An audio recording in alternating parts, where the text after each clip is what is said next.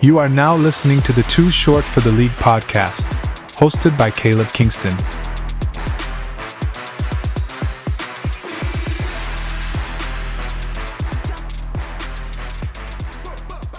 Welcome to the show, ladies and gentlemen. Thank you to our sponsors, ID Athletic and Land Performance Center, for bringing the show to you guys. And thank you for Face Your Fears for giving us some Prime. Very unexpected. I don't really drink Prime, but anyway, we have a great guest, coach of the Lakeside Lightning, Mike Malat. Welcome to the studio. Thanks for coming on, man. Thank you. What have you been doing this off-season? Really just helping out with Wobble.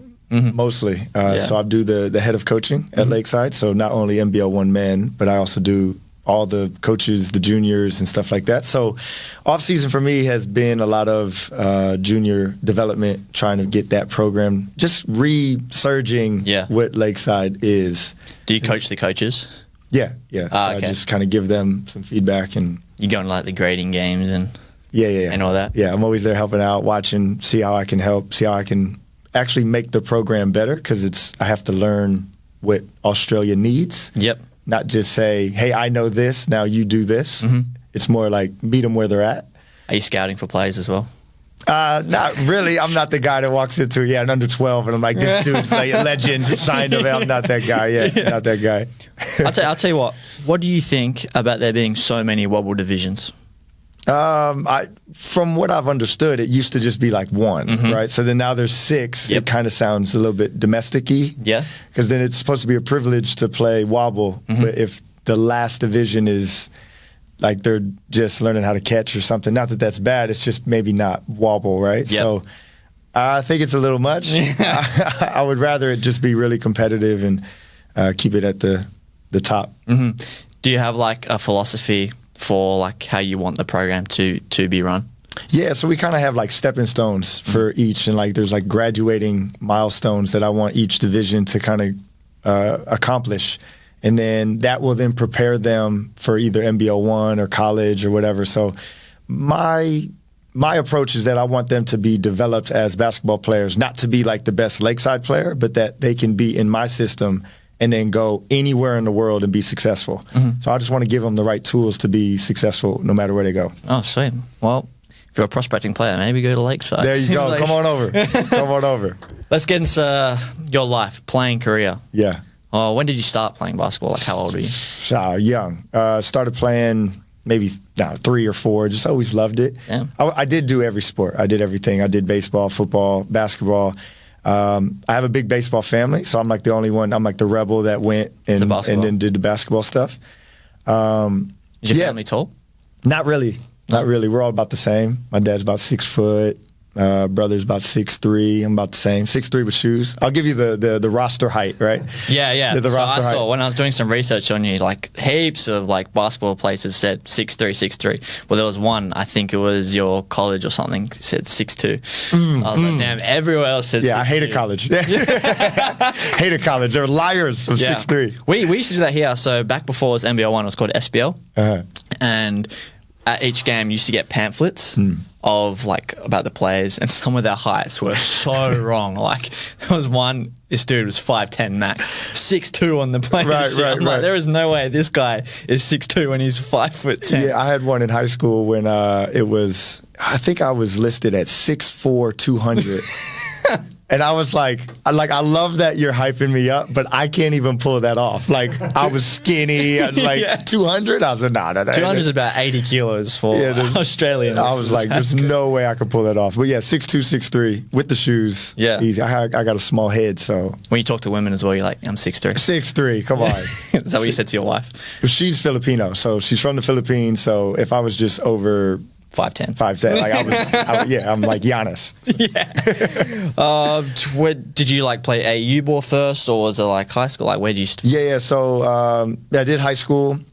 Had a really fun high school career. I played at I'm from Illinois, and basically we just say St. Louis because no one really understands. Like St. Louis is in Missouri, but half of St. Louis is also in Illinois. Oh, okay. I thought Illinois was Chicago.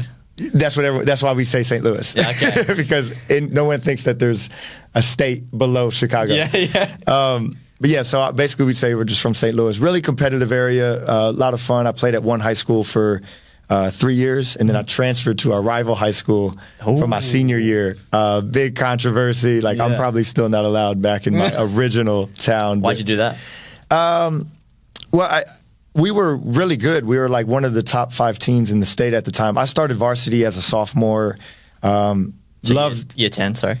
Yeah, year 10. Yep. Yeah. Started varsity from that position. I was there as a freshman as well, but just, I always had really good opportunities. Our team was really good.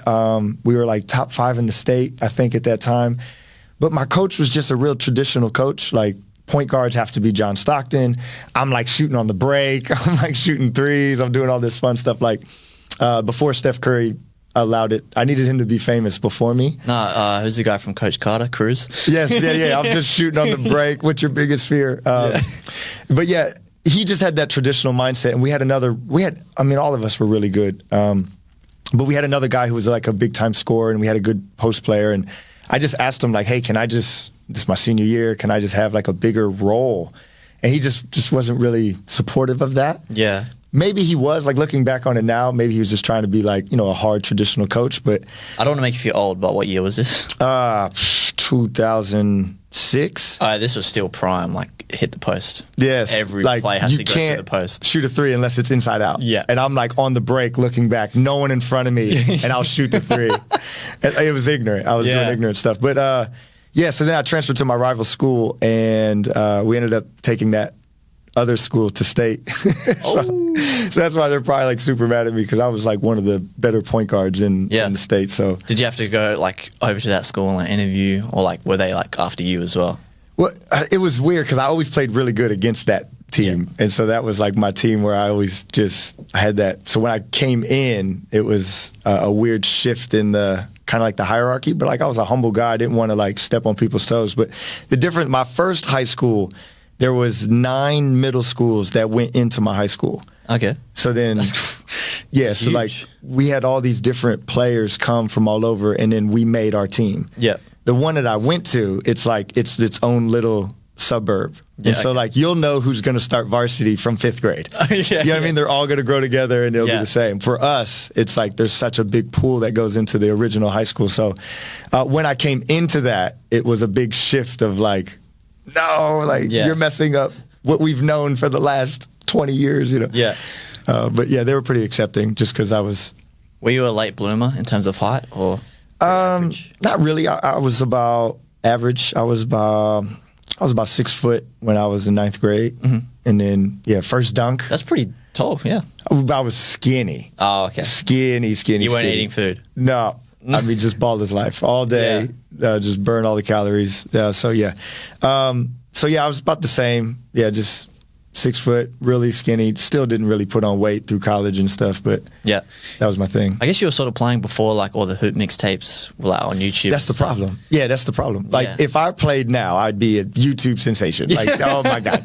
So like, who were your inspirations? Like, who could you look up to? Like, was it just had to be NBA players? Well, I was 100% a Kobe fan. Loved Steve Francis. Like he had a nice little franchise. Man. He had a bag. Obviously Iverson and stuff like that. Studied Jason Kidd.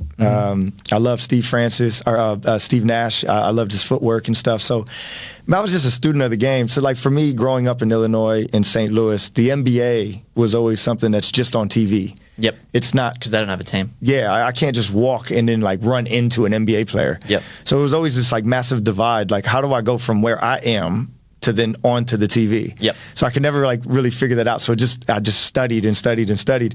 And I would always ask my dad, and they didn't. He was a military guy and stuff. So like, we didn't know how to like get there.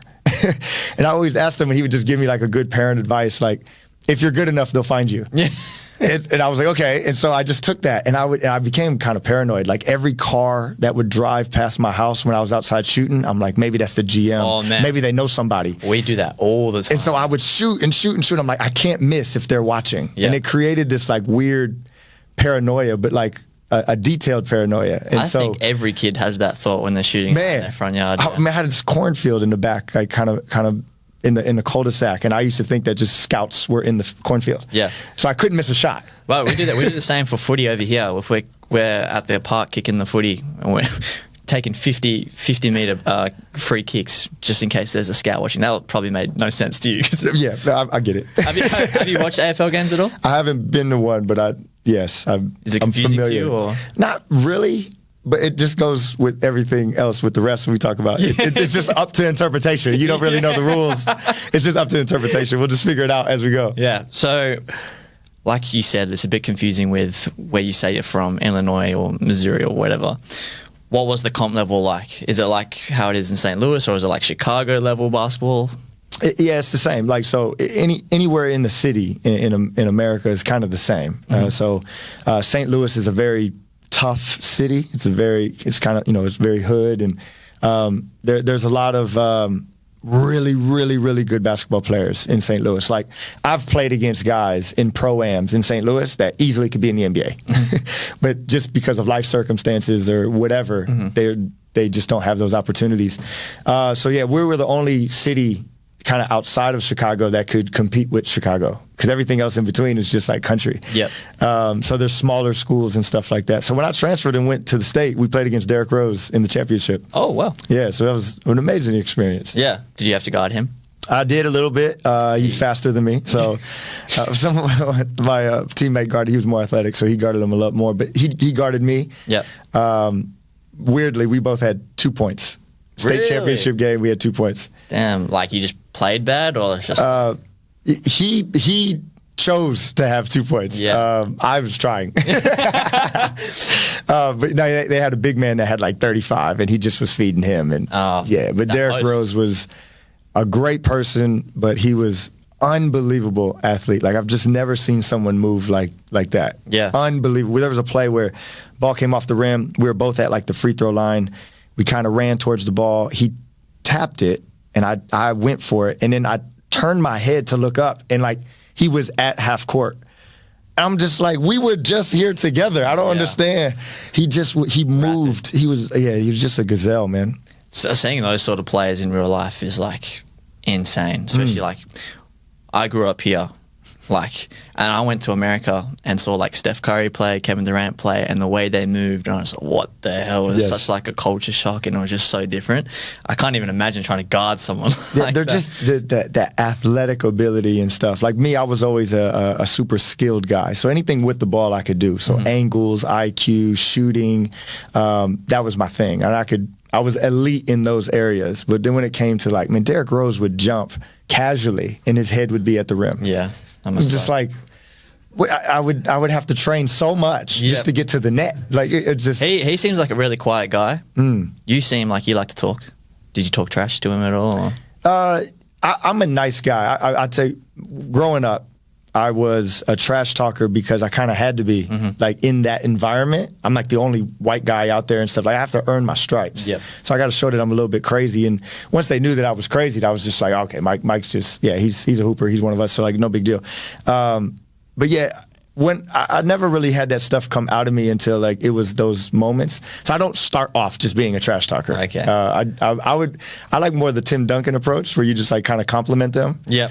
It's like, oh man, hey, great shot, and then you come down and like just mix them, and that would confuse the crap out of me. Yeah, like, what is this guy doing? He's so nice. He's such a gentleman. Yeah, he's giving me buckets. I think that's a little bit more funny. Had Derrick Rose committed to Memphis? Did he go to? Yeah, I think he was at Memphis at the time. All my classmates and stuff, like the student body, like, I don't know, 1,000 of them and stuff. He was at the free throw line, and they were all chanting like overrated. Yeah. And Derrick, damn, that chant's been old then. Yeah, and Derrick just smiles. Like, what a GOAT move. He just smiles like, okay. Damn, like, to be like that young and just have like that many people like in your face, and you just, well, like what you said, there was no media coverage of what we were doing. So if you were good, it was word of mouth. Yeah. And so like we all knew who he was just based off of like word of mouth, And so it's like for him to have that type of, following with no media, like, you got to be a bad boy. You know what I mean? Like, he was a bad boy. He's very, very good. Did you win that championship game? We lost. Damn. We lost. We were with them until about halftime, and then they just pulled away. But we were unmatched. Even like when we wore the jerseys, like we had white, old school, like hand-me-down jerseys because we've never been that far. Oh, right. Yeah. But like Simeon was wearing like the nice black and yellow and stuff. And just like when you wear black jerseys, sometimes it's so intimidating. Yep. They were just so much bigger than us when we just lined up. I was like, oh my God, we're gonna have an uphill battle tonight. Do you have a good relationship with your high school coach at all? Yeah. I mean, looking back on it now, like I think I was hard to coach in high school. Just as a young player, I think I was hard to coach because if we went to the YMCA or just any local league or whatever like that, I could easily be the best player in the gym, easily, just because of my skill set. But then once I had to play for a coach, like it wasn't even like dealing with authority. It's not that I was uncoachable. I just had so much passion that I couldn't necessarily understand maybe what that coach was trying to accomplish. Like if they were saying it has to go into the post or like, Mike, you can't play one-on-one. I'm like, why not? Yeah. So that type of stuff was like, that was the hard thing. Were you the type of player where if a coach calls a timeout and before the coach even gets to say something, you were like, let's do this, this, and this, and this? No, I wasn't trying to override. Okay. I just would question everything. And a lot of things that they would question, like I would question it and they just didn't like the fact that I'm questioning. But I'm just like, just give me an explanation and I'll be fine with it. Yeah. But like, why are we passing it to a big man who's then technically allowed to play one-on-one from the block, but with no one-on-one skills? How is that a good shot where I'm actually a one-on-one player and I can get you a layup? Did you ever get your reasonings? No, it just wasn't the time back then. Like the point guard was a facilitator, like a true point, which I'm happy to do. Like I actually love passing the ball. I find awesome joy in that. I feel passing is the best way to show that you're the smartest dude in the room. And so I went for that. I like to just kind of... And there's kind of like, if you finish the game with that 15 assists, some guy comes out, I had 30 points that game. It's like, you would have had none if it wasn't. That's right. That's right. Did you always feel like you were the smartest player on the court? I mean, I didn't feel it, but I was trying to be. So I didn't walk in thinking that, but I was definitely out to accomplish that. So I do feel that I had, because I studied the game, I do feel like my IQ was always pretty natural. Like you show me a play once, always memorized it. Like I just understood basketball. I understood spacing right away. I remember my 5th grade coach teaching me help side and like doing the little pistols and like playing it. And it just made so much sense. Like I never struggled with that type of stuff. You learned that in 5th grade. You go to see these wobbles under 18s. You're like, why aren't you in help? What's help? What do you mean split line? Does that piss you off? Yes. That's what I'm trying to do, like this program. It took me a year to just kind of like spend time with the wobble community and just go like, what do we need? So it's not like me teaching like this elite footwork and stuff. It's more just like we need fundamentals. Like I told you I coached under 20s. I get there. And I did have an offense from Nick Lakovic, who was a SBL coach that won a championship, and I took his offense. That offense requires very intelligent players. I sort of lived and died by this offense. I didn't have anything to fall back on. My fault, being a first-time coach and everything. Right. These guys, I'll say, all right, you need a cut. They just like run through. I'm like, you didn't even set up the cut. Like, oh, I didn't even like. I'm just committed. Yeah, I'm just gonna run. That's what struggles is like what I struggle with now, having so many divisions in wobble. We were already struggling when there was like 3 max of finding really good coaches to coach that sort of stuff. Sure. Now there's 6 of them. You're gonna have parents. Thank you to the parents for volunteering. I say this every episode. Thank you for the parents for volunteering. But man, it's going to be a struggle when they get to like under 20s, under 18s, and they don't know anything. Exactly. And they like live on YouTube and NBA and just like watch all of them. It's like, that doesn't work. At all. It's funny though, like when you watch YouTube and you watch all those things, like they look for highlights. But if you actually watch some of those highlights, like they're only able to do it because of the fundamentals that they have. Like you can't start with a highlight. You have to start with a base to then get the highlight. So how did you go about studying the game? Because you couldn't go on, YouTube was around, but like you couldn't go on YouTube. Well, you couldn't go on YouTube and figure out how to play. So how did you do it?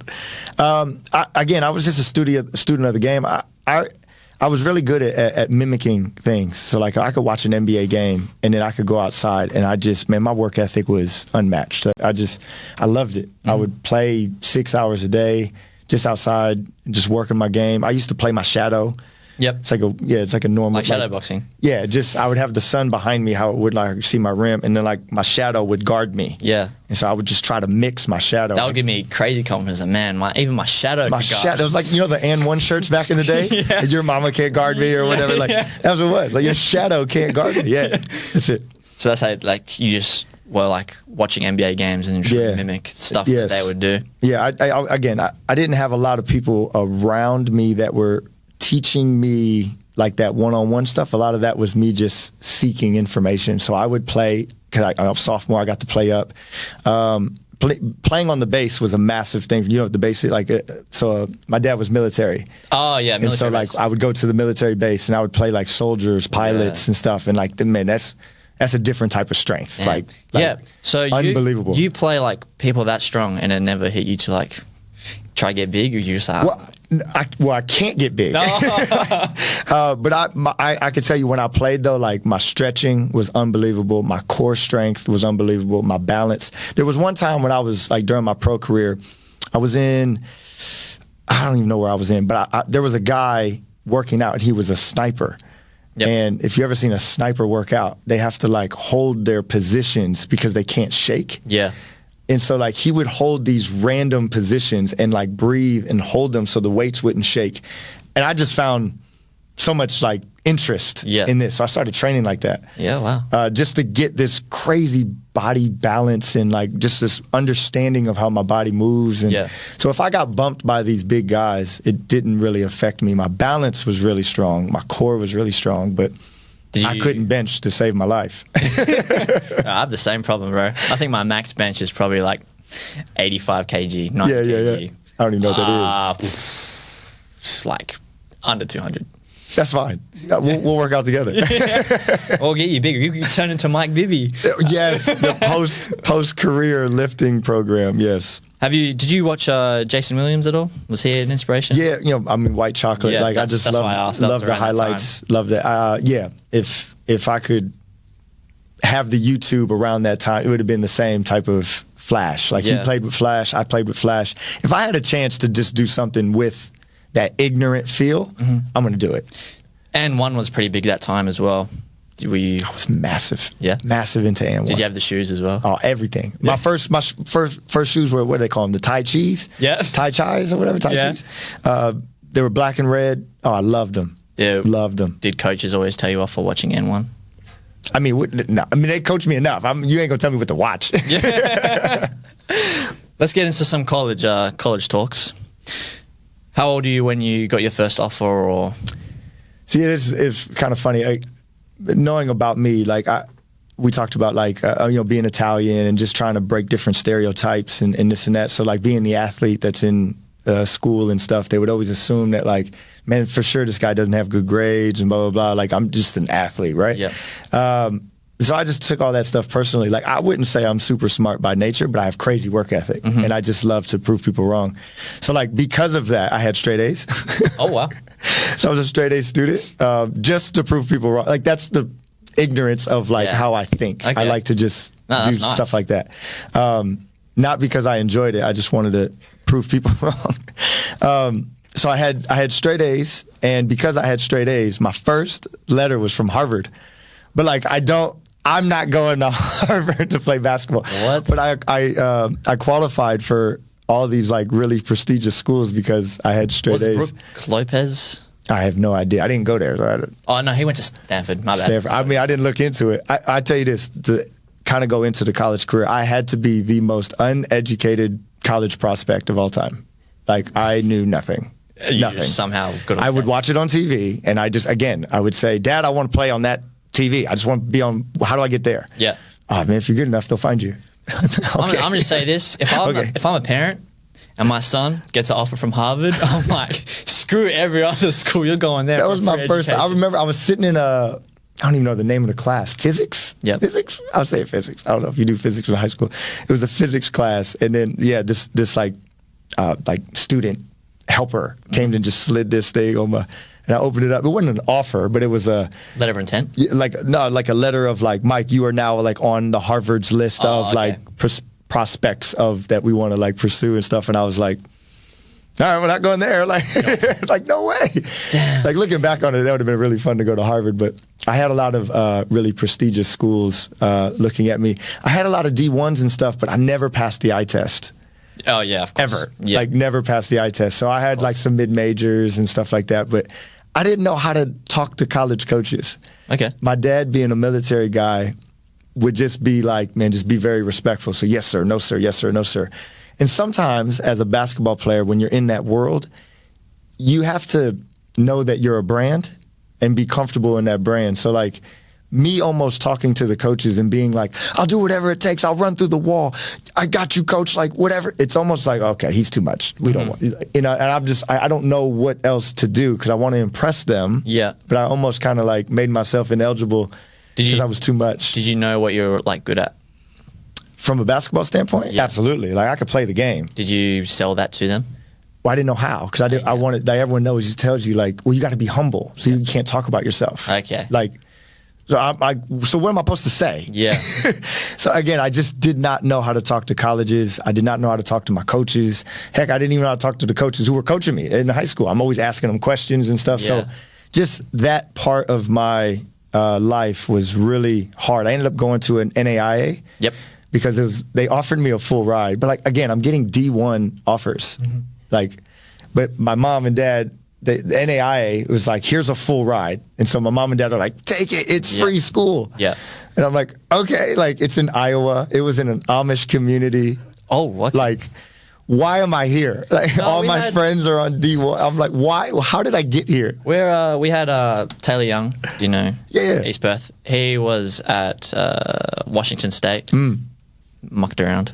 Ended up at NAIA school. Yeah. He said like the comp levels there are some D1, D2 guys. Yeah, you can find competition in every level. It's just like the dream is obviously like I want to play at the D1 level to have the facilities and have all this stuff. And it's hard because I was getting the buzz that like, hey, you're one of us. Yep. You're a D1 guy. And then my friends go there and I'm like, man, I gave him bucket. Like, and he's there. But then I ended up in an Iowa Amish community playing NAI. And so I was like, why? So I did really good. I was getting like triple doubles and I was like freshman sensation and all this. Like I set the 3-point record.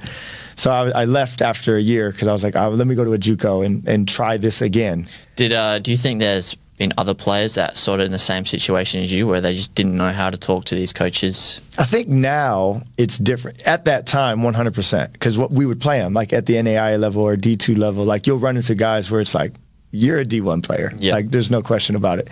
But now it's such a, like the marketing, the NILs and all that stuff, like it's a totally different beast that I think the players are even more educated than the coaches sometimes. The coaches call the players like, please come. You know what I mean? It's almost like a switch. Yep. Where the players before were like, please accept me. Ah, okay. Now it's like the coaches are like, please choose us. Like all the power's in the players' hands. Yeah. Back in the day, it wasn't. Like, it's an honor to be at your university. Well, you know, a blessing in this is you've got kids now. If they ever want to go play college, you know. I know what to do now. Yeah. Man, my kids got money waiting on them anywhere. Like, yeah. He just has to be a little bit tall. He can play in the Philippines. He can play in America. I'm making connections out in Australia. So, like, if he wants to pursue basketball, like, I have enough connections now. Yeah. I still probably can't help him in college. I hated college. Yeah. Okay. I hated it.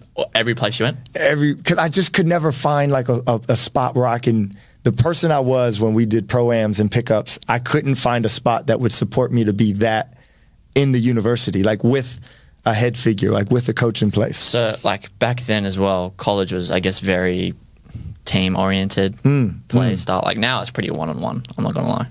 Yes, it exists more. But again, like just shooting threes exists more. And that was my strong suit. You know, it's like they always say in the NBA, it's a copycat league.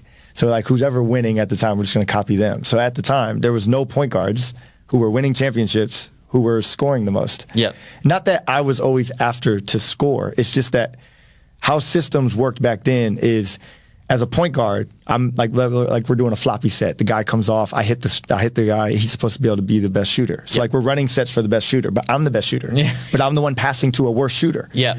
So then they're like, Mike, you need to play the two. But then my point guard isn't as good as ball handler as I am. Oh. So I just never figured it out in the systems I was playing in. Do you think Iverson had the same problem when he got moved to the 2? I think Iverson is he's just a different beast. Mm-hmm. Like, he's going to walk at the beat of his own drum no matter where he is. Yeah. He's just a bucket. And he's so athletically gifted. There was a time, like, Iverson was like the baddest dude on the planet. So it's like, he's so athletic. I wasn't even born yet. So. Yeah, so you wouldn't. He was a bad boy. Like, so he was so gifted. He was the man in high school with football. He was the man in high school with basketball. So, like, him going there, like, he was so beyond his like ability that he get to write his own script. I wasn't killing like that. Yeah. You know what I mean? I didn't even have the numbers like that in high school and stuff. Like, I could do it, but I didn't have anything to show for it. Mm-hmm. He did. Where did you end up at JUCO? JUCO, I went to, it was called SWIC, Southwestern Illinois College. It was like a legendary JUCO. It was back home. Still at home, yeah. Yeah, back home. And, man, massive alumni for my JUCO, like Marquette, Indiana, Kentucky, like people that go to this JUCO go. He was a Hall of Fame coach. He was kind of like Bobby Knight, though, like very abusive mentally. Like, okay, that way. I mean, just really in everything. Like, and I was, for whatever reason, like the person he picked on, probably because I've just known him my whole life. Because I used to go over there and just play with the college kids and stuff. So I've known him forever. But like, man, he would just pick on me. He made it really, really hard for me. But I shot really good. I shot 60% from the 3-point line that year. Out of like how many attempts? I mean, attempts at that time, maybe 5 shots a game. Wow. So I didn't miss a lot. Yeah. I was like #1 in the nation. 60%. That's crazy. I was a good shooter. Like, that's what I'm trying to say. Like, I could shoot. Are you kind of pissed off that you're born that generation? Well, I mean, ideally, I would have did what Steph did. So, like, I'm not mad that, like, I needed somebody to do it before me. Like, I wish I did it. Yeah. Like, I wish I was the one that made that cool. But my dad didn't play in the NBA. You said you hated college, but, like, outside of the basketball, do you like college at all? Not really. Like, again, schoolwork. I was at where I finished up was I ended up from the JUCO. I ended up going to Missouri S&T, which is a huge engineer school. I'm not an engineer. Yep. But again, my grades, I got academic, all this, that, blah, blah, blah. So then I ended up there. And you ever seen The Big Bang Theory? Yep. That was my school. Oh, like, damn. And there'd be people walking around, they're like 6'7", and they're like they'll work for NASA. I'm like, let me get that height. Like, what are we doing? But yeah, all my schoolwork and it was so hard. It was so time consuming and stuff. So I didn't. What did you study? I ended up getting technical communications, which is kind of like the art of word choice and being able to get a message across in the most efficient way. That's pretty helpful. Yeah, I mean, it helped me for coaching, helped me for communicating and stuff. So yeah, it was good, but it was so hard. Yeah. So hard. There was also a media component in it, and I always liked editing film and stuff like that. So that part was really cool. But it was just hard. I hated college. Yeah. I just wanted to play basketball, man. Ball is life. Well, playing basketball, you ended up a pro. Yes. Where was your first so funny. So after college, like, I go to the NBA D League national tryout. It was in Louisville. Mm-hmm. I go as I just, hoop dreams. Like, I got this. Missouri S&T was a debacle. Like, I didn't get along with the coach again. Like, just sat the bench. Like, I went from first in the nation, like 60%, and then like I averaged 6 points or something in college and graduated. And I'm like, I'm gonna be a pro. Like, so I go to the NBA D League thing, and there's like 300 people. I have no agent. I have no resume. I don't even have like a coaching staff that's like, Mike, we got you, man. Like, we support you. But it was interesting, though, because I would match up with all these guys that I would see on TV. And they're trying to maybe attack me and, like, cook me but they don't know. I'm one of you. You don't know this, though, but I'm one of you. Like, I just didn't make it. And so I had a great day. Yeah? Oh, I think 20 people out of 300 got contracts. I was one of them. Yep. And I just was, I was cooking guys that were, like, known name guys. And then but it didn't make sense because that's where it stopped. So like I ended up getting an NBA D League contract. Like, the NBA called my phone. Like, you look at the caller ID and it's like NBA. I'm like, oh really? My God. Yeah, it was crazy. I did all these like on phone interviews to be in like the NBA D League draft. Yep. I talked to like the Cavaliers. I talked to the Spurs. I talked to the Clippers, and we just did all these like on phone interviews to see if I was somebody that they want to draft and blah, blah, blah. And it always ended at, hey man, this is a great talk. Like, I like what you're about, and we'll maybe get in touch with your colleges and then go from there. Done. And so I was just like, I don't think, not that it was their fault, but like, I just don't think it ever proceeded to anything. Because what are you going to do? Like, you go look at my stuff and go, am I going to draft the guy that played at Texas who averaged 10, or the guy who played D2 who averaged 6, and we don't understand why he didn't even play? Like, I'm not drafting me either. Yeah. So in that aspect, it was really unfortunate. But after the draft, I didn't get drafted, but after the draft, there was a guy that I met. He was an agent, and he was really cool with the Texas Legends. And they liked me in a way. Some of the coaches and stuff liked me, and they're like, come down. There's like an ABA team that's affiliated with the Legends. So like they kind of put their next up, kind of like the Rising Stars or something, their next gen. They put them in this ABA team. Okay. And so one of the coaches for the Legends was our coach for the ABA team. So then we would be able to practice with the Legends and work out with the coaches. And so I did that for like 2 years. And it was amazing because I got great access to like information. There was a little snippet in between that. I went and played in a thing called PBL at the time, kind of like an NBL 1 league. And my coach was AJ Guyton. I don't know if you know him, but he played for Bobby Knight at Indiana, and he was actually ended up being a pro. And that was a year where I was trying to figure out how to be a pro. And everything he told me makes sense now, but in the moment, I just could not understand what he was saying. And it was things about what I was talking about earlier, like how to talk to coaches, how to be a brand, how to know what your strengths are. Like, he taught me all that without knowing he taught me that. Just by his leadership, how he communicated. And like, I learned how to be a pro under that. Not when I was with him, but afterwards. So then when I was working out with the Legends and stuff, it was so cool because I had access to like Dale Harris and Nick Van Exel and like all these awesome people. Even like the players that were there were big, like either Maverick players or like big college names. I'm just getting this information that the normal person wouldn't be able to get. And again, it's like now I'm getting these things that like you only see on TV. Yeah. So a little bit of it was kind of like not starstruck because I always felt I was ready, but just like one of the guys that was there was Delonte West. He had like finals experience, but he was in the mix. And I'm just like, I'm learning and hearing and seeing how they talk and seeing how they walk and seeing how they represent their brands. And that was just so valuable. So I did that for 2 years. After that, I was like, I'm ready. Like faith leap, big moment where I was just in the Word. I was like, man, I was homeless at one point, like living down there, crazy times for me. But I saved up some money working at Netflix in the call center. I would work at Netflix in the call center from like midnight to 6 a.m. so I could have the day available so I could work out with the coaches. And I just ended up buying a one-way ticket overseas. One way. I just bought a one-way ticket to Barcelona. I just went. And so there was like this little academy out there, and I spent some time at the academy. But I had some friends and stuff out there in Europe, and I was just like, hey, let me know if there's and I'll go. So I was there for 30 days. My last day, I got a call from a buddy who was in Italy. Come on over to Italy. Damn. Tried out for a team, made the team, won a championship. It's a crazy, like... Was that your first championship? That was my... I won championships throughout that was the most meaningful because I played a big part in it. I actually got along with my coach, probably because he couldn't speak English.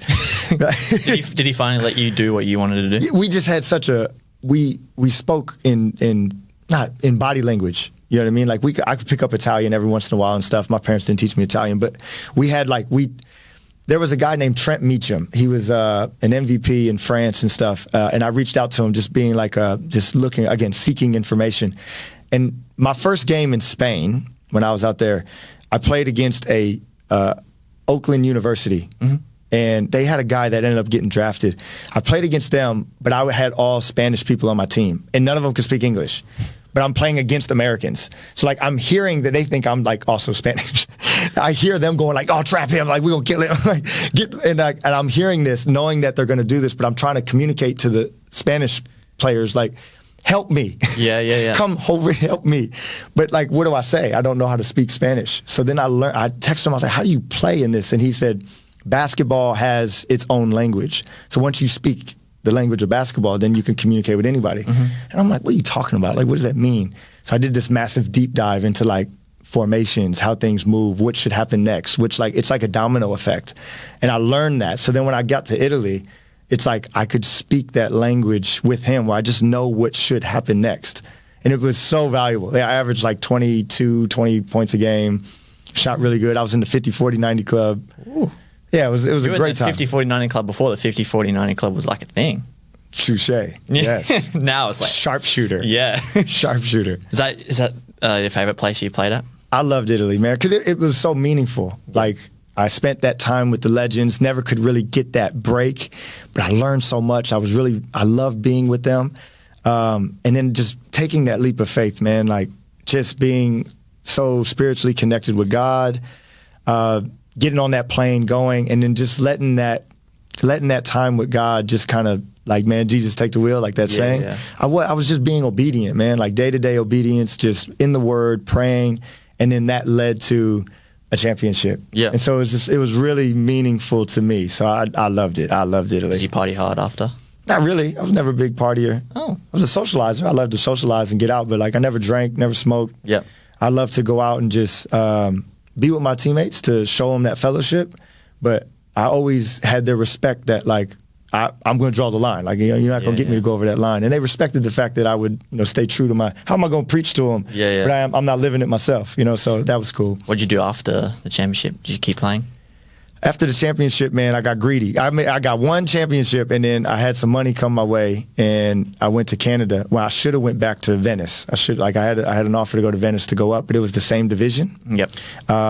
But I had some money come my way, and then I went to Canada, but then that didn't work out. Like, it was a bad fit. I went for the money, just being stupid. Okay. Canada's not, basketball wasn't that big in Canada. Like, they don't even have their own league. Like, it was at the time. It's kind of like it's a bad way to call it, but I kind of call it like the leftover league in a way, because like everyone who got cut from the D League is when the Canada League would start. So if you got cut from the D League, then G League now, everyone would then go to Canada. So they had like 8 imports. You only needed 2 Canadians. Yeah. So then, like everyone, it was like basically America. And were so, they also called NBL? Yes. Yeah. Okay. Yes. NBL. I saw that it said NBL. Yes. What is that? It's Canada. I didn't know that one. So I went up there and I had a good coach and everything, but I just didn't fit. I didn't fit with like the system and stuff like that. I got released after a month. And I was like, okay. I was 26. Okay. Something like so much nonsense happened, and I didn't even like start yet. Yeah. So yeah, that was unfortunate. And then after Canada, I got released, and then I just started picking up more in the coaching aspect.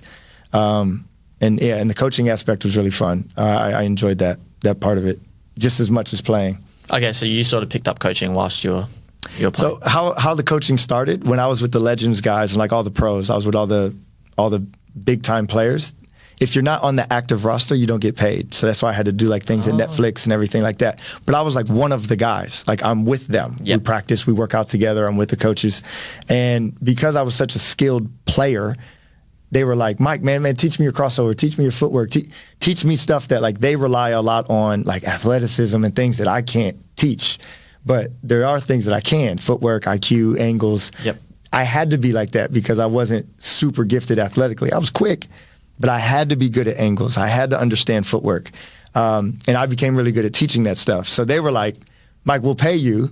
This is how you can form like some money. Like, we'll pay you the train. That's how it all started. Okay, so it was like one-on-one training. Yeah, there was like just kind of like with my guys. Like, they're just like, hey, man, I'll pay you. So I was like, all right, I'll teach you. And then I just had a knack for it. How old are you when you retired from playing? I don't know. Define retirement. Not getting paid to play. Yeah, not getting paid to play. After Canada was the last time I got paid to play, but I just kept playing. Like, I played in the TBT like 5 times. I went on a couple tours in China. I did one tour in Holland, one tour in China. You don't get paid for that, but you're still playing. Like, and I love that. So I would say I officially retired when I went to like Norwood to coach. Yep. Which is in Australia. So that was cool. But I had in 2019, I was like coaching, and I was coaching all these NBA guys. I was coaching Anthony Tolliver and just Raymond Felton, like these just really guys that I actually looked up to. It was really cool to like now coach them and just train them. I can't even say coach them. I helped them. Yep. They're already pros. Good, you know what I mean? I'm helping them as a trainer. And And it was cool because I was working out and I would always get invited to all these pro runs because, again, I'm just like one of the guys. And so when we did these pro runs, they would just be like, Mike, play, no big deal. Yeah. And one of them, like the Mavericks came out and the coaches were there and everything. That's where I got to be on Ball is Life playing with Luka and mixing that. And from that, one of the coaches asked me to kind of just participate with the Mavs. And so I got to just practice with the Mavs, like doing their pickup runs for about a month in the summer. That's crazy. JJ Barea was injured at the time, and it was really cool. So I was just kind of filling in those numbers so that they can get runs in the summer. For me, I was like, I made it. Can't tell me nothing. Like, I made it. You know, like, I'm in it. But I got to live that dream. Like, I got to live kind of like, for me, that was God's way of saying, man, it's like you never weren't good enough. Yeah. You had it. You always had it. You just, my own mental approach, my own circumstances, like how I dealt with things, like I could probably stop myself from making it. But in that moment, it was so cool that like I pursued basketball my whole life and didn't play with the Mavs. I start coaching and serving people and just like be present from like what God wants me to do, and then I get invited to play with the Mavs. Like, I wasn't even pursuing it at that time, and I actually got more out of it at that point. So I always knew that coaching was like my purpose and how God wanted me to use the game. Because I got more blessings coaching than I ever did playing. So it was really interesting how that kind of panned out. Did you coach any teams in America? A lot of just AAU stuff. AAU. Like NBL 1 doesn't exist in America. It's like college, NBA. And so then like AAU was really cool. You could do high school, which I did do high school. I helped out with some varsities and stuff like that. AAU was cool. But yeah, I had some things to maybe try the NBA G League stuff. But I just didn't want to go up that ladder like that. Like I just like you start here and you bring in the water and stuff, which I'm not above that, but like it's a 25-year plan just to like get to the top. Where I can come out here and coach like professional basketball and be a head coach early, and I just loved it. I'll go back to quickly playing. If you were playing NBL 1 right now, how much are you averaging?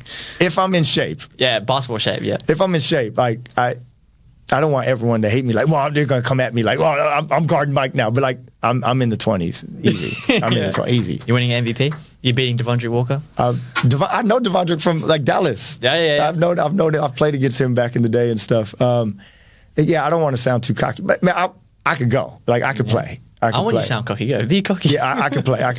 I would definitely get buckets, man. I wouldn't say I would maybe be the MVP, but I would say this. I would be the MVP because my team would win. You see what I'm saying? Like, I know how to win. I win games. So then the conversation for me wouldn't be, did I have the craziest highlights of the year? Maybe that's not my argument, but I'm putting up banners. Like, I'm winning. So it's like, well, you got to put me in the mix because I'm like the best player on the best team. You've seen like film on Marshall Nelson and stuff like that. And he has his own coaching stuff where he coached like footwork. Like, that's his main thing, footwork and stuff like that. Do you reckon you had better footwork than him? He has great footwork. I mean, footwork is footwork. What comes down to it is the details that you use it at, like so how you use your angles with it and this and that. So I think he has great footwork. I would say Marshall's unique because he understands how to switch up his footwork, where like a lot of Australians love the cross step, especially at a triple threat. Where in America, we're really big on like that back foot push, being able to like exploit off that back foot. Having that kind of like that Allen Iverson shift and stuff. Where Australians like to cross. And so, it's just how you use your footwork. So I definitely think my footwork made me very unique. Like, I have massive hesitation, load steps and stuff. So just a different way of using it. Let's get into your coaching career. All right, what got you into coaching? Coaching was easy transition for me. Like I said, I was with the legend guys when I was playing with the pros and stuff like that. And getting into coaching was something I always knew I was going to do. And so, getting into it was really smooth. I was training the players, coaching them, making that like my purpose in my business. And then it just, doors opened up with that pretty naturally. So like when I was training all the NBA guys, I would get other opportunities to just kind of keep doing that more. And I just found out like me doing this is a smoother transition than me actually playing. So going to Norwood, I had an offer to go to Albania, top league, and play. To play, or go coach for like 2 years. And Albania, I couldn't take my wife. It was just like, I have to go and just grind it out. But at Australia, I could. So I was like, man, 2-year deal, 1-year deal. It just made sense. Like I didn't want to not have my wife. You had met your with me. wife before you retired playing? Yes. Did you meet her whilst playing basketball? Yeah. So I met her. Man, awesome story. I met her in 2015, and then I went overseas to Italy. I did that one-way ticket. Yeah. Did that whole thing. We were gone 10 months apart. Oh, wow. So I only saw her a couple times in person, 10 months apart, came back, and then we just kept going from there. But I was like, man, she's the one, easy. Really? Right when I got off the plane, I was like, buy the ring, had the ring for a year. What? Just finding the way to like propose correctly. Did it in Las Vegas. Vegas? Did you get married in Vegas awesome. too? Yeah, it was so good. It was awesome. Yeah, we did get married in Vegas. Really? Like one of those elope weddings? Not like a drive-through. No, I didn't get married in a drive-through. Like an actual like cool little resort. It was like did all you have family there or? Yeah, family. It was awesome. Like a lot of my teammates would come and it was so good. Yeah. So 2015, got married in 2018. But yeah, it was a no-brainer. Like all my friends at the time, because they were like, if you could play for the Los Angeles Lakers, or like be married, like which one would you choose? I'm like married every time. Really? Easy. Well, how old but they are you were when- so surprised to hear me say that because I was so all in with basketball. Yeah. Why marriage over? Because it was like it was that separation of starting to figure out that God is my God and not basketball, and that was huge for me because like growing up, basketball was my God. Yeah. But basketball can't love you back. Like, no matter how good I am or whatever. There's people out there with stories. Man, I'll know tell that. you what. And the ball can't love me back. And then once I started separating, like, kind of what my idols were and, like, letting God be at the throne of my heart, it started changing my desires more. And, like, I remember praying, like, I want a partner. I want a soulmate. I've always really wanted to be married. And it was funny when I met her, she was praying the same thing. Yeah. And then God just connected that bridge. And, yeah, so I've that blessing is way more rewarding than me like hitting a game winner or something like that. It's just so blessed. That's crazy. Did you have to consult her and stuff on like your decisions from there on out? She was super supportive. Like my wife is from the Philippines, born from like humble beginnings. Like she's the most grateful person I've ever been around. Like just no matter what it is. And she's like so made for me. It's like literally my soulmate. We never fight. She's like, if I'm homeless and I'm going to live in a car, she'll be like, well, I'm getting the back seat. Like, okay. She's just down. Like so she'll move like anywhere you go. Yes, she's so down. I mean, we're here. She loves it. She loves basketball. Like Filipinos love basketball, so it's all good. But she's just about it. And she knows that I'm operating from a faith standpoint. So like I know God is ordering my steps, therefore that she can trust me to lead her. Yeah. Because it's not like I'm just going, babe, let's go to this random league. They have tryouts. Yeah. Like she's like, no, that's not, but because it's coming from a place where like I'm in prayer, I'm studying the word, then God tells me what to do, she can then trust that and I can lead in the right way. So when you were starting your coaching career, it was just like one-on-one trainings? Yeah. So with like athletes? Yeah, it just started with the pro guys and that's how it became a thing. And then it's like, I got good at it. Yeah. And then all of a sudden like this kid and then this camp. And I just got access to things. Like I said earlier, like being in those locker rooms, I got access to like these really good coaches. And then being in that mix, I got access to like guys like Tyler Ruff. Do you know Tyler Ruff? He's like massive trainer in America. He's got all the followers and stuff. Yeah, I know. So like I got access to him and me and him became really good friends. And then like I just picked up stuff from everybody and it just grew into like a business. Yeah. I can't say it's a business because I'm not really a massive entrepreneur guy. Like I don't want that type of life. Yeah. I could if I wanted to, but like it doesn't fit my drive. I'd rather just get a paycheck from somebody. Yeah. So I respect all those guys who do it like that. But yeah, it just kind of happened really, really smooth. And I was more interested in the brand of it. So like that's where I started the fellowship basketball stuff. Instead of being like just a trainer, I used it as a way to just make relationships and do life with people. And that became really, really like my purpose. What did you specialize in when you were training? Like, were you trying to get people to move like how you were moving on the court or like? A lot of people came to me for the hesitations. Like they wanted to, like, how do you hang it? What's your footwork like? Hezzo shot. My crossovers were always the thing. But I became really good at what I call situational IQ training. That was my thing. So I would replicate situations that they were in, and then we would get reps in those situations. And then I would teach first line, second line, what's the defense doing? What's the matchup inside of that? Who's going to be the help side? If you get the switch, how can you get the switch? Yeah. Like things that were like, what the heck is going on? Like, I've never thought about the game like that. And then people would always ask me, like, there's no way you think of all that stuff while you're actually playing. But I'm like, I that's what made me unique. I actually did. Yeah. Like, those were the thoughts going through my mind. So you learned all that stuff whilst you were playing? And Yes. then you were just teaching? Yes. I basically was just teaching the things that I were blessed enough to learn, but then also like what I was given as a gift. Like that combination of two was, my thing. Would you say some advice for coaches and stuff is to learn from other coaches? Yeah, like you always need someone that you can learn from, but I would say my advice to coaches is to be who you are. Because I think there's a lot of copycat coaches, like, or Google coaches. They just get on there and they just, what does Kentucky do? Yeah. But then when that doesn't work, they don't know how to counter because it's not theirs. Yeah. It's not their stuff. Like then you have to go back to Google and go, well, what happens when you're down 20? Yeah. So, like, it doesn't work. So I think it's awesome if they learn from other people, because you got to have people that you learn from, and everyone's going to copy each other and stuff. That's normal. But you have to have something that like that's your identity, and this is how you play the game. Because otherwise, you won't have any adjustments or counters to be able to fix it if it breaks.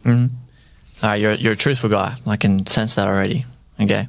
Whilst you're doing these one-on-one trainings, are you having a one-on-one with any of these NBA athletes at all? Always. Oh, you're winning? Always. I would say always. No, you asked the wrong question. Before I said always.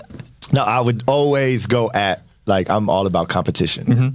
Always. So, I would always go at these guys. Not saying I would win. I mean, there was one guy that I would always work with. His name was Justin Detman.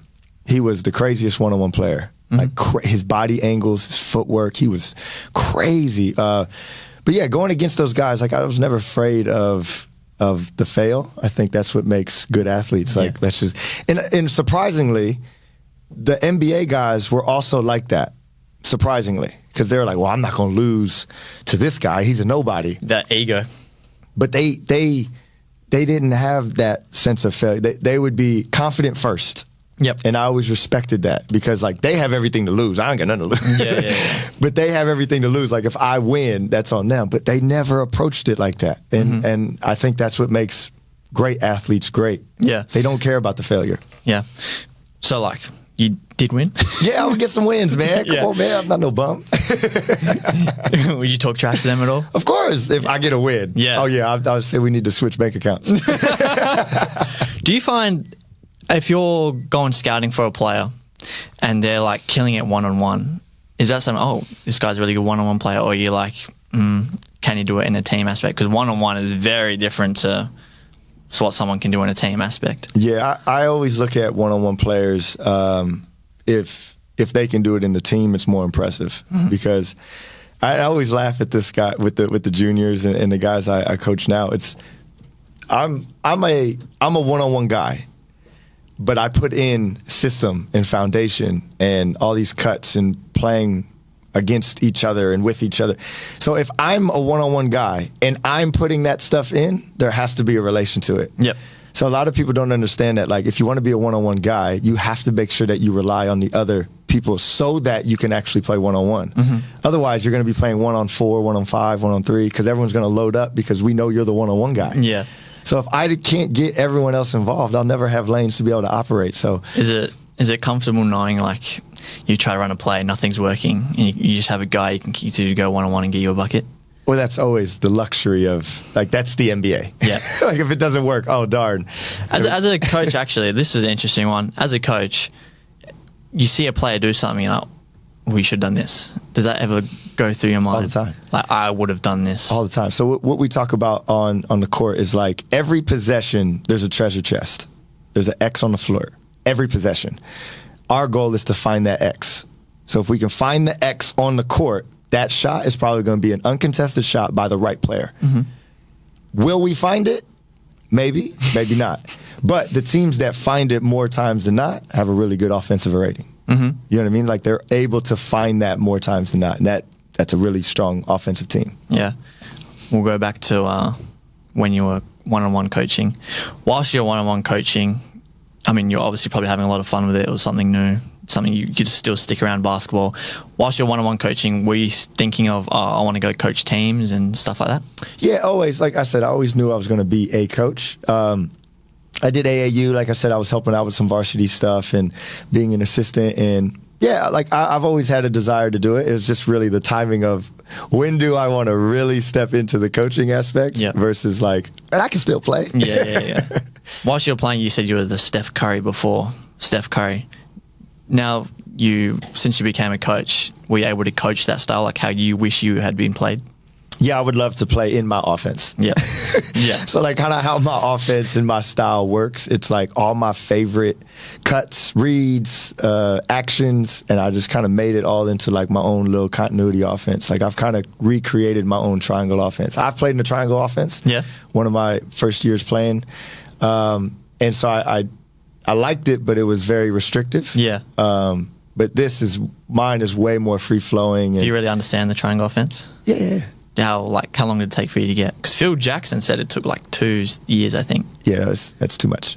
I can get it. Yeah, I get it. Your brains. I get it. Well, I mean, they were kind of creating it, so I messed maybe 2 years to actually figure out the ins and outs of it. But like from formation standpoint, it's not that hard. Like kind of goes back to your point of being you as a coach. You're coaching the way you wish you were coached. All right, let's get into some NBL 1 stuff. Obviously, you first go to Norwood. Had you heard about the NBL? Yeah, I heard about it. I've always loved the NBL itself because a local legend for us is Kevin Lish. Yep. And he is like the guy where we're from. He was a bucket. Yeah. Like, oh my goodness. He was the same player in high school that he was like at Perth. Yeah. So he was so hard to guard. Like he was unbelievable. But I didn't know about Australia basketball until him. And so he came out to Perth, and then us just kind of following our local guy is what put Australia on the map, at least for myself. Yeah. And so, then I always followed it. I think during my younger days, when I was like 23 or something, I had an agent reach out about Coburn. Yeah. And it didn't pan out. But like now being in Perth, I was like, oh, that's the place. Wow. I didn't know. Wait, this is going to be crude. When you read it, what did you think Coburn? How did you think Coburn was pronounced? I pronounced it how it would be pronounced in America. And, and I was like, oh, man, I don't know if I want to play here. This is what's going on out there. You did the same thing. So did you read it first and then someone called you about it, or they said it first and then you read it? No, I read it. They were like, hey, this is the interest and or this is the opportunity, or this is the club that likes you or whatever. And I just looked and I was just like, huh. No, just to them. Yeah, we all did the same. I think I was like 12 when I finally got it. I was like, oh, that's how you meant to say it. It's funny though, like when I came out here, I was still saying that. Like when I first came to Perth, I was like, I said how you would read it. Yeah, I'm sure. And then all the Aussies are like, no, we just take out letters or like, I was like, okay. I'm sure any players that hate that team pronounce it the other way. Oh, yeah, they keep it in there. For sure. That's fair. Golly. So what was the interview process like when so obviously you had the female head coach at Norwood, and he said, hey, there's this coach for the men's role. That would be really good. What was the interview process like? Was it on Zoom or? They actually flew us out. It was really cool. Whoa. Yeah, they flew us out just to get a feel for us as well as us getting a feel for them. And, it was great. I just kind of got to showcase, what I was doing at the time. And I was with a lot of NBA players. I was in that phase, like the ball is life stuff is happening. So I was kind of like, I was viral at the time. You know what I mean? So I had a lot on my side from that aspect. Yeah. Like, man, this guy just played with Luka Doncic. Like, wow, I was also in NBA 2K. Really? Yeah. So like all the stuff on my like the light bulbs and everything. What 2K were you in? I was just in the last one with like the Michael Jordan edition. Like I did all the, like the scenes where they like all his biggest moments and stuff. Yeah. I did all that stuff with him. I was Magic Johnson, I think, at one point or something. I don't know. Anyway. So you were in the motion capture? Yeah, I did the motion capture stuff. They flew me out. It was really cool how the guy found me because like he was looking for Luka. Yeah. Okay. And then I was just in these videos, and then he was like, well, I want that guy. This guy's like out here shifting people. Were you still in basketball shape when you had to do the motion capture? Yeah, it was so good. So it was only recently you've come out of basketball shape? Yeah. Yeah, recent. Like just through COVID. Okay. Like I could probably still go. I just need some time to get Yeah, in like shape. 3 months. But yeah, just the interview process was really cool because I had all those things going for me. I had the Baller's Life, I had the NBA 2K, and so I just was kind of like this unique figure, I think, for them. Like, wow, we got a guy that could coach NBL 1, who wants to coach NBL 1, Yep. who's also doing these other things. So it was smooth. It was Yeah. really smooth. How did you like Adelaide, like when you first got there for the interview? Because people know my opinion is Adelaide. Oh. The people were awesome. Like, it's a smaller town. Yeah. Like, and I'm a city boy. Yeah. It's small, but the people were great. Like, my assistant coach, his name was Toby. He was phenomenal. My church out there was awesome. So, like, the people made the city cool. You were in Texas for a bit. Is it similar sort of vibe, like similar weather? It's just a little bit hotter in Dallas. Oh, really? Yeah. Like, it's more humid. Oh, okay. So you were here, you went back home. How long did it take for you to decide, right, this is the move I'm going to do? Yeah, I wanted to be a head coach. To me, it was a no-brainer. Like, because like I said, I didn't want to do the whole, like, start an NBA G League or go to college and do, like, a GA and then, like, take 25 years just to, like, have a say. Yep. Like, so I was like, I don't want to do that. So, yeah, the fact that I could be a young head coach and start my career, I would love to keep moving up. Like, I love the NBL. I think that would be, like, a dream job to coach in the NBL. I think that'd be Sydney's awesome. coach just got sacked, so. What up, Sydney? What up? What up? No, yeah, I know DJ. I trained DJ. Yeah. DJ Hogue. I trained him in Dallas and stuff. So like he's a great asset and stuff. But yeah, I love the NBL. I think that would be a great job. But I love NBL 1 too. I think it's massive. It's growing. I was so interested when I kept seeing all this stuff. I love that it's a national league. I love the coverage. Like I'm probably the biggest fan of NBL 1. I absolutely love it. Yeah. Love it. That's wicked, especially as a foreign guy. I mean, like, any exposure and, like, import athletes that we can get and that know about the league, we get more talented. I mean, it'll be fantastic for the league. In the interview process, did you have to say, this is the offense I'll run, this is how I want things to look? Or, like, what is the interview process like for a coach? Sure, yeah, it's those things. Like, well, like at least at Lakeside and stuff, and it's more culture first. Like, who are you as a person?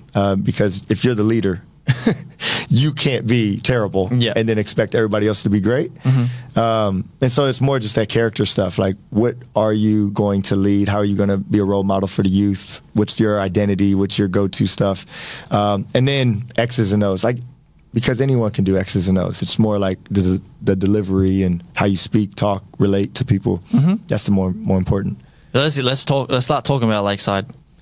They were looking for a coach. I think the interview process was like 3 months. Did they hit you up in the middle of your last Norwood season at all? Or? No. So like I left Norwood, went home. I was home for like 8 months, just grinding it out, trying to figure out what's next. I didn't know what was going on. I had a moment where I was in my shower, and my wife is sleeping. My little baby, he was just born. He was, I don't know how he was, but under 1.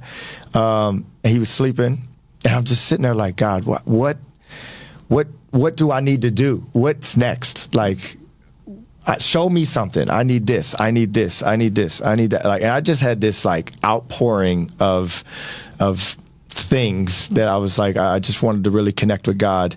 And the next morning, I had an email from Anthony Tolliver. So Anthony Tolliver, I trained with Anthony Tolliver. Awesome Christian guy, awesome ambassador of just anything good. Like, Anthony is an amazing person. He randomly played at Lakeside on like a Athletes in Action tour or something. He came out here back in the day. When was this? I don't know. I'll tell you Anthony Tolliver's story. When I was like 14 in 2K or something, I can't remember what team it was, but he was my guy in the corner every time. We worked on that. Yeah. He was amazing. Yeah. He was amazing. He's an awesome person, awesome shooter. But he came out to Perth at one point, and he played for Lakeside or did some type of camp here. Anyway, he had some type of connection to Lakeside. Okay. And Aaron, one of the guys who is working with Lakeside, just reached out in like kind of like a, hey man, like, do you know anybody? And then Anthony's like, I got one guy. There's one guy for the job. And then he sent me that email that next morning. Yeah. And then that interview process just was so effortless because it was like God answered my prayer immediately. It was amazing. I'll tell you a weird story. It won't really go anywhere.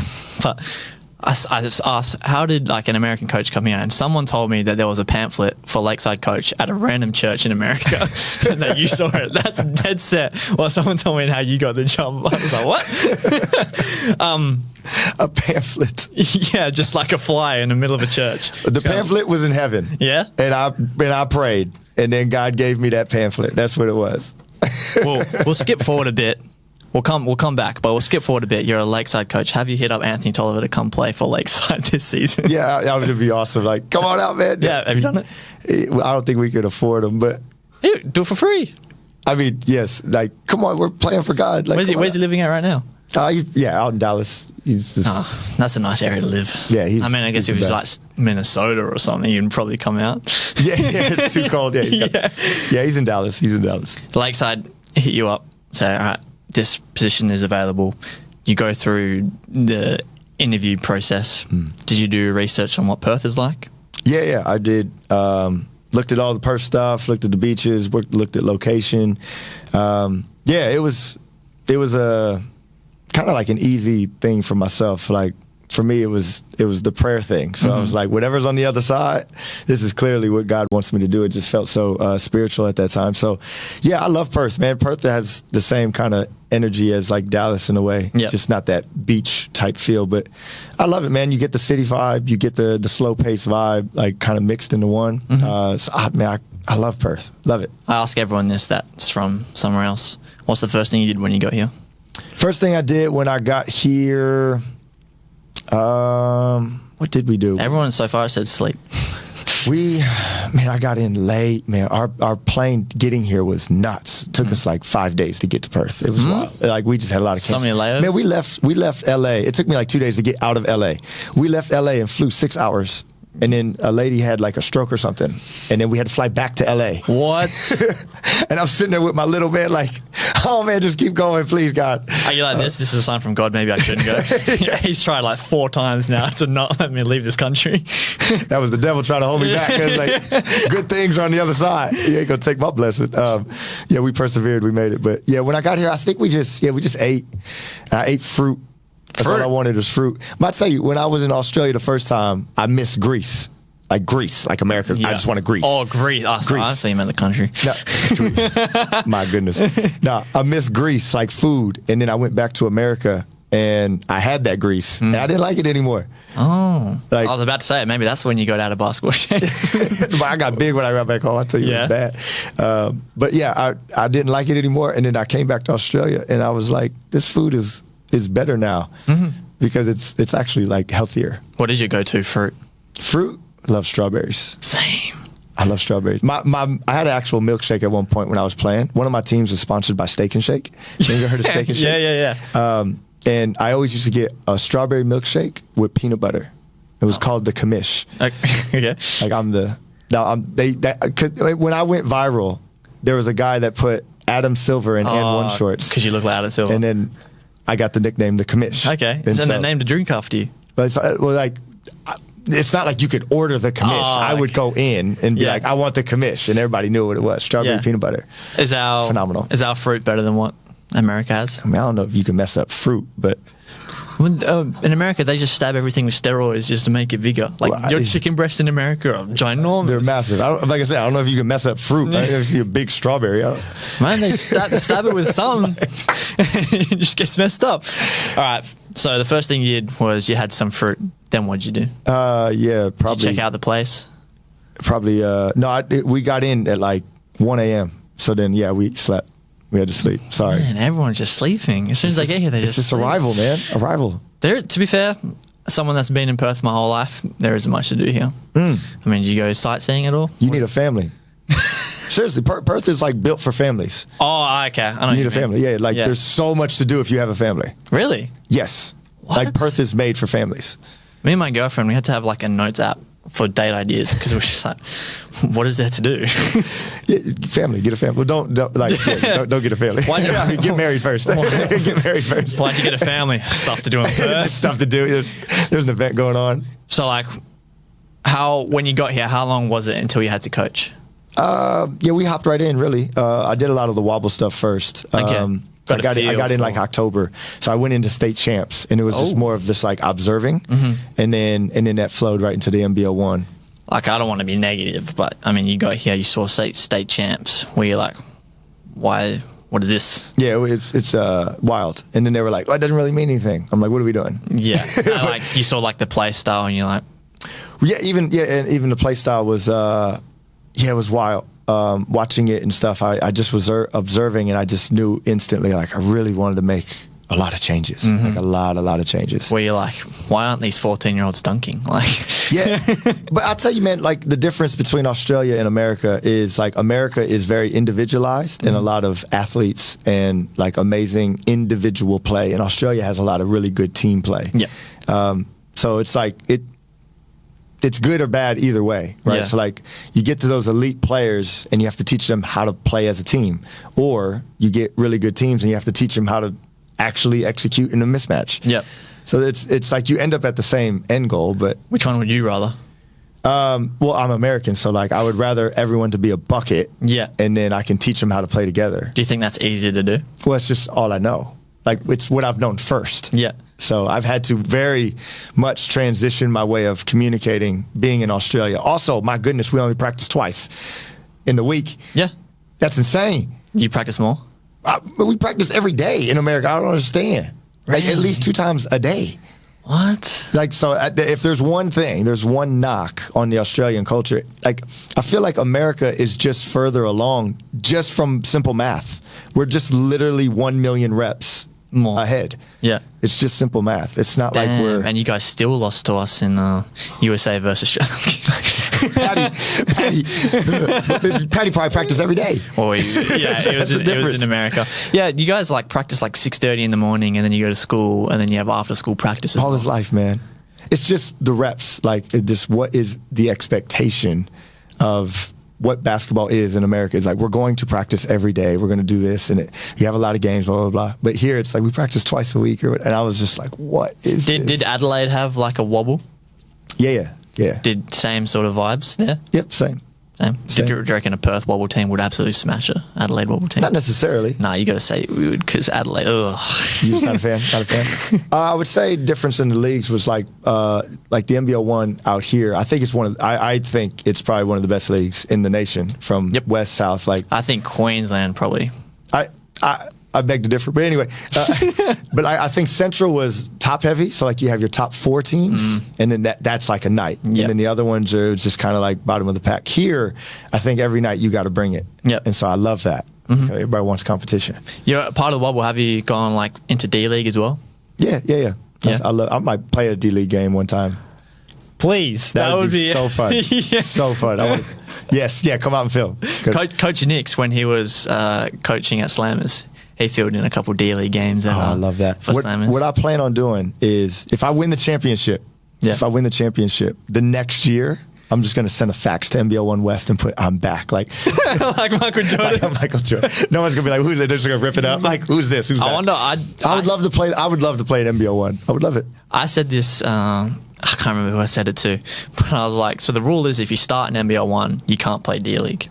Yeah. What if you coach NBL One? Can you play D League? Yeah, that's right. Would I be an import? Are you allowed to have imports in D League? I think you can, actually. Oh, well, there you go. So as long as you don't start in NBL One, you're allowed to play D League. Good. Yeah.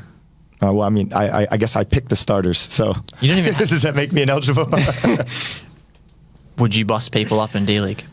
It wouldn't matter if it's NBL One, whatever. You just like if I'm in shape, somebody's getting. I reckon you don't even have to be in shape for D League.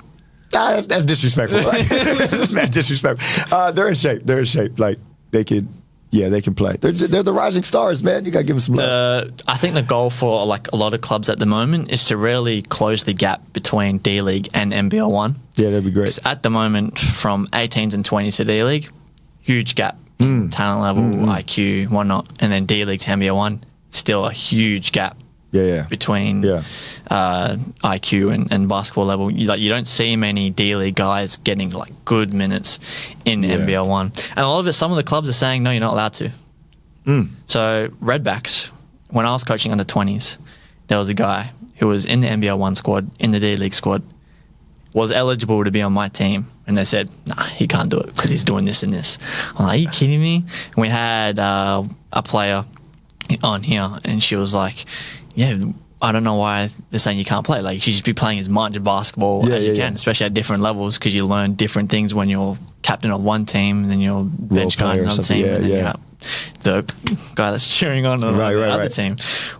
Would you implement a just play as much basketball as you can rule? That's kind of what we do at Lakeside. I want guys playing. Like exactly what you said. I want guys to practice being Kobe Bryant, and then practice being a good player. Like just a good role model or a good cheerleader or whatever, however you want to put it. But I think there's value in both. Mm-hmm. So I want guys playing. Yes. I'll tell you another story. There was a guy in under 20s, Lockie Bertram. Everyone knows Lockie Bertram. Averaged like 50 points a game in under 20s. Then in D-League, averaged like 20 points a game. But then in NBL 1, he hasn't cracked the code yet. Cracked NBL 1. He's going to manager, I heard. Okay. So hopefully he'll get good minutes out there. Yeah. But imagine just seeing someone average 50 points a game, and then you go to this other coach, so why aren't you even playing him? Like, right. He's got like that. And in the grand final last year at D-League, he was like, he took over. Cooking. But like in NBL 1, he just can't get the minutes. Can't break the code yet. This season, as a coach for Lakeside, you've recruited some new imports. Yeah. How'd you go about recruiting them? Really just kind of tapping into my network a little bit, which is really nice. I feel like this year will be kind of the first year I can put what my vision overall will be. It's like a step in that direction. So that's exciting. Great players, good athletes, good IQ. So it's one a guard and one a wing? Yes. Yeah. What's like one-on-one type again? Or? They can, but they're also like, they've played pro, so like they understand what to do. Mm-hmm. You know, they're not just coming from like a college system where they have to then find what that looks like, what's their brand and stuff. They kind of already know who they are, and so it's good. I can just kind of take their strengths and then put them into the team. So that's really exciting. I can't wait. Have you found it hard to recruit as a foreign coach? No, I think it makes it easy because I know the foreigners. Yeah, okay. You know all the good imports. Yeah, like I know where to look. I felt like it would have been hard, like you come in here and like the good Perth players, like you don't have their contact or anything like that, but you found it. I mean, I feel like I'm a player's coach, and so like I it's easy for me to go get into the culture in the local place. Like I can go to a gym and go hang out with players and just kind of talk and then see who's who. So being in the local community, that's nothing for me. The foreigners is easy because that's my home. So okay, you got 2 imports. Are you looking for another one? No, we can't. Oh, you only had 2 here? I thought you had 3. My bad. No, you can't have 3. Damn. 2 imports, man. Come on. You could be the 3rd.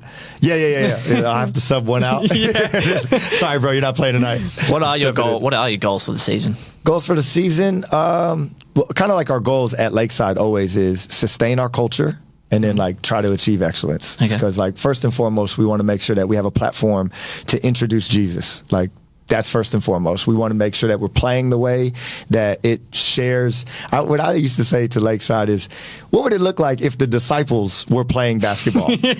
Wouldn't be a selfish form of basketball, right? If you'd spent time with Jesus and then went and played a team sport, there's no way Peter out there just ISO in. Until you get that snitch. You know what I'm saying? Peter not ISO it. Then you get that snitch though. Goes over to the other teams, turns on you. He turns on you. If you know the Bible, you know that story. I saw him. He's dead to us. But no, there's that form of like, if Jesus is in our lives, how would that look as a basketball form? So our big motto at Lakeside is always do something for someone else, always. And that's what we want to make sure we look like. So when people come and watch us, it's like, wow, this is a show. This is excellent. It's a great pace.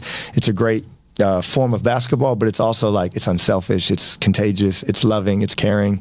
Guys have good characteristics and stuff like that. My ultimate goal for Lakeside would be that we play in a way that showcases the Lord in those characteristics to open up those conversations. But then also on the flip side, from a basketball perspective, I would love Lakeside to be this platform where all NBL coaches could come and just know that my players are so prepared to go to their system.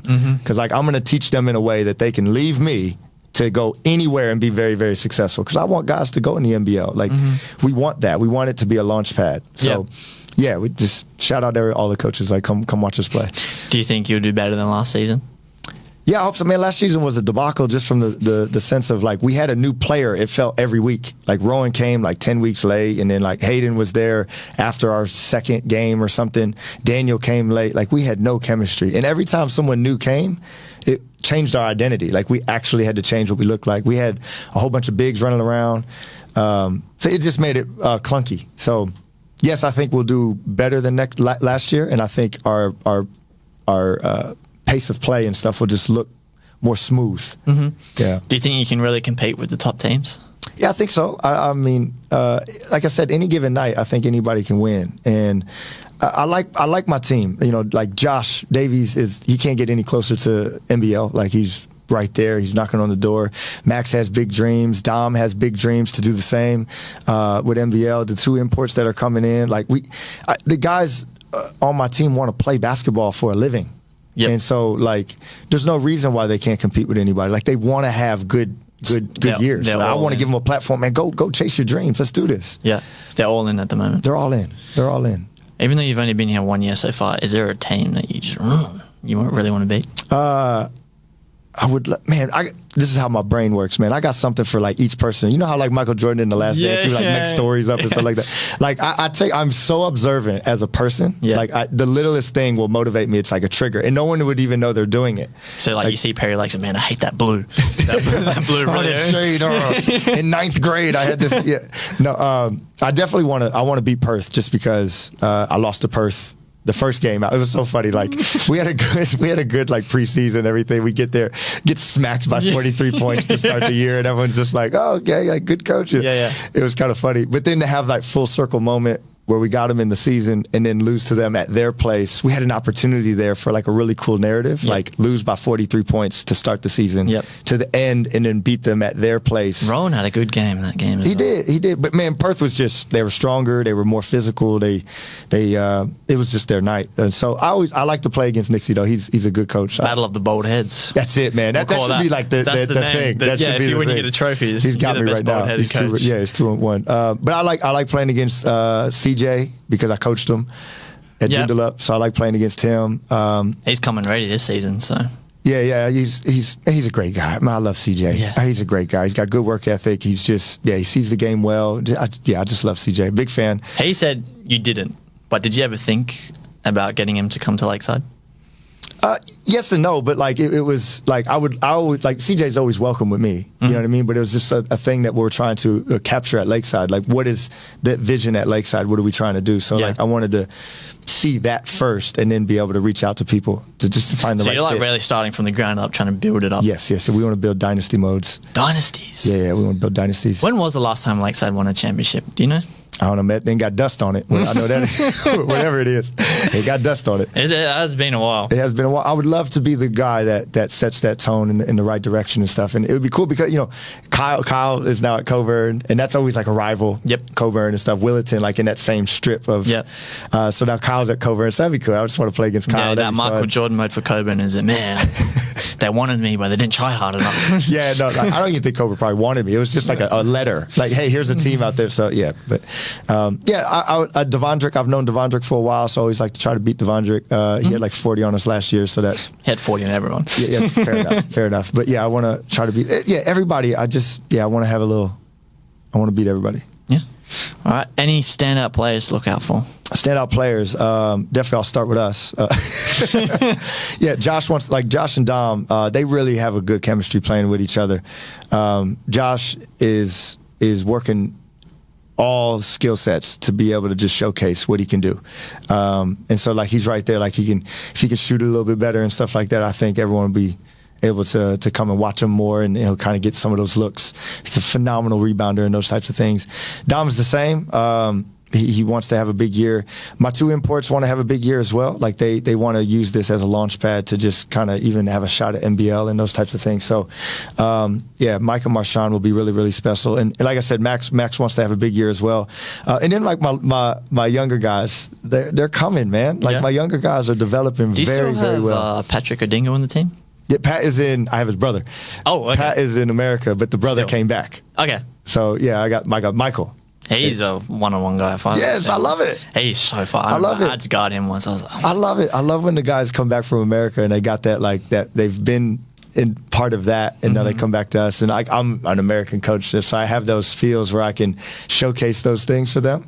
So that's exciting. But as far as the league, I love seeing big imports come in. Like, I love it. I love it. And I wish there would be no restrictions on the Perth players as well. Like if you go off and play in, let's say, Italy, top league, and then come back to Perth, it's like, oh, you're restricted because you're really good. No, let him play. He's from Perth. Like, he's from here. Like, he's a local. Let him play. Yeah. I want the league to be as strong as it can be. Like, that's what makes good basketball. That's what makes coaches better. Like, competition breeds competition. Like, that's what you want. So I love that the imports are getting better. I love that the NBL players are playing in the league more. Like, I'm all for it. So, yeah, everyone keep signing people. I love it. All right, you already said you want to come after Perth. But let's say you get to take a player or a coach, put them on an island, one-on-one. Who are you taking out there? Who am I taking out there? Golly. You get to ankle break him. Ankle break somebody. I don't have any vendettas against players. Yeah, well, now's the time to make one. Well, I'll tell you, I was like, I'm calling you out. You know what would be the worst, though, is like if a player trash talks to me while I'm on the sideline. And you can't do nothing. I can't sub in. And like, maybe if you only knew, like, let me come out here. That probably is the hardest. Who would I mix from a coaching's perspective? I mean, I don't even know who played and stuff. It would just be unfair. I have to go at the players. I have to go at the players. All right, you versus Marshall. Marshall. Oh, that'd be fun. Yeah. Yeah, two shifty guys. Battle of the footwork. Battle of the footwork. Yes, I would love. Yeah, Marshall and I could play one-on-one. Again, I got to get in shape. I got to get in shape. It's unfair right now. But, yeah, that would be fun. That would be a fun little one-on-one. Just who can outcross each other. We got to have a dribble limit. From what I've heard so far, it seems like you're probably the best coach at basketball. Out of all the coaches. You've heard that? Or just talking to you. Well, I don't want it to be self-proclaimed. I want everyone else to say that, not me. Like, I am the best basketball. They should do that. We used to have a thing called a All-Star Weekend. Yeah. They should just have like all the coaches just get in there, just one-on-one tournament with all the coaches. That would be so funny. That would be hilarious. Andrew Cooper, Damian Barr, just trying to see them just play one-on-one. That would be so bad for the players, though. Like, like nothing's worse than being a player and then your coach tries to demonstrate something and they can't shoot or and then you're like, I'm not listening to this dude. Like, you clearly have never been in this situation. Let's give something out to the fans. What brief description of what the fans should look out for, why they should come to games, why they should be excited for the season? I want to be the best show in Perth. Like, so when you come to an NBL 1 game, it's like, it's a good show. I want to put on a show. I want highlights. I always tell that to my players, like, go out there. If you have a chance to throw a fundamental bounce pass, make it. But if you're feeling good, throw it behind the back. Yeah. Like, I want to promote that. Like, be a pro. Have a show. So that's the thing for the fans, man. We're going to be fun to watch. We're going to be competitive. We're going to be hungry. And, we're going to try to just have the best year we possibly can. Yeah. Well, thanks for coming on. It's been the longest episode yet. If people can guess the hidden gem in this episode, that's it. They can get a prime. That's what we'll do. we'll just hint at it. But thanks for coming on, man. It's been great. Thank you so much. I love talking to you. Yeah, I appreciate it. That's probably why it's been the longest episode so far. I love the show. I love what you're doing. I love that NBL 1 West is getting coverage in media and stuff like that. So keep doing what you're doing, man. It's awesome to see what you're doing, and I support you 100%. So yeah, keep doing it. Thank you. And thank you to the sponsors, ID Athletic, Land Performance Center. Like, follow, subscribe, do what you need to do. And that's it. Ciao.